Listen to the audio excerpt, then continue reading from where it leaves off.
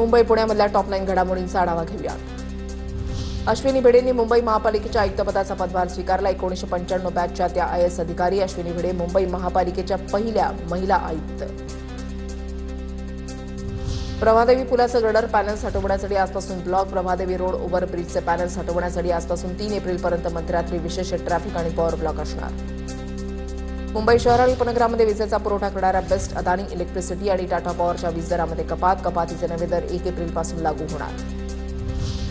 मध्य रेल्वेच्या 10 स्थानकांवर आपत्कालीन वैद्यकीय केंद्र, प्रवाशांना तत्काळ उपचाराची सुविधा। मध्य रेल्वेच्या उपनगरीय रेल्वेवरून दररोज सुमारे 40 ते 45 लाख प्रवाशांचा होतो प्रवास। मुंबईच्या कोस्टल रोडवरील जय होची धून बंद करण्यात आल्यानंतर पालिकेचा आणखी एक निर्णय। रात्री 10 ते सकाळी 6 या वेळेमध्ये मेलडी धून बंद करण्यात आली असताना सुद्धा या पट्ट्यातील 500 मीटर मार्गिकेवर प्रवेश बंदी।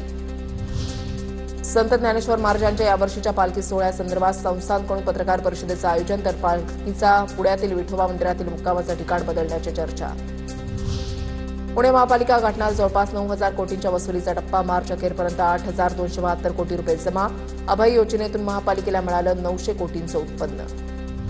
मुंबईमध्ये आजपासून पावसाळापूर्व नालेसफाईच्या कामांना सुरुवात। मिठी नदी आणि शहरातील मोठ्या नाल्यांमधील गाळ काढण्याचं काम करण्यात येणार। यंदा पावसाळ्यापूर्वी सुमारे 9.5 लाख मेट्रिक टन गाळ काढण्याचं उद्दिष्ट।